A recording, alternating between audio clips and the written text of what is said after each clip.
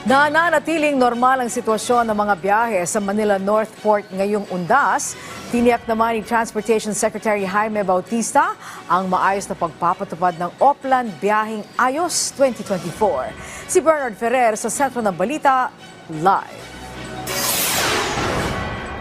Angelique, pinatitiyak ni Transportation Secretary Jaime Bautista sa Philippine Coast Guard na seaworthy ang lahat ng mga barkong naglalayag ngayong undas. Isa-isang ininspeksyon ni Transportation Secretary Jaime Bautista ang mga pasilidad sa Manila North Port Passenger Terminal.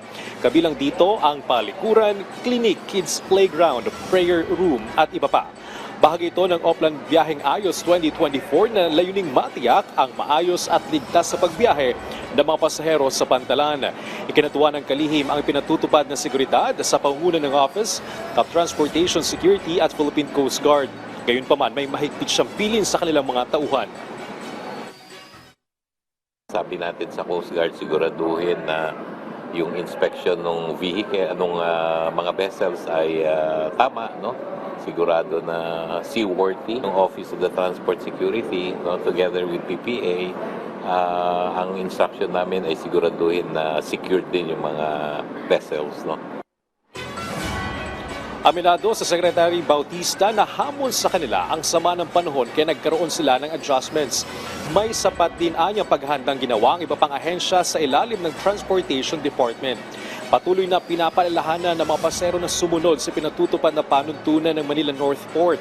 Mainam kung iiwasan ang pagdadala ng mga matutulis na bagay at flammable materials. Angelique, ngayong araw ay nasa 200 pasahero maglalayag sakay ng isang passenger vessel. Pero may ilang pasahero naman ang stranded sa Southern Tagalog at Bicol. Angelique? Yung mga stranded, Bernard, meron bang suporta sa pagkain? Kasi yung iba, eksakto lang ang baon nila para sa pamasahe. May tulong ba para sa kanila?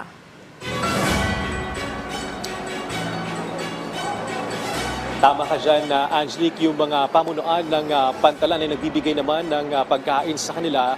Lalo't ang ilan nga sa kanila nagpapalipas na ng magdabag sa pantalan para hindi na rin bumalik sa kanilang pinuntahan, lalo't nagtagastos din yung pamasahe kung babalik pa sila dito. Okay, maraming salamat sa iyo, Bernard Ferrer.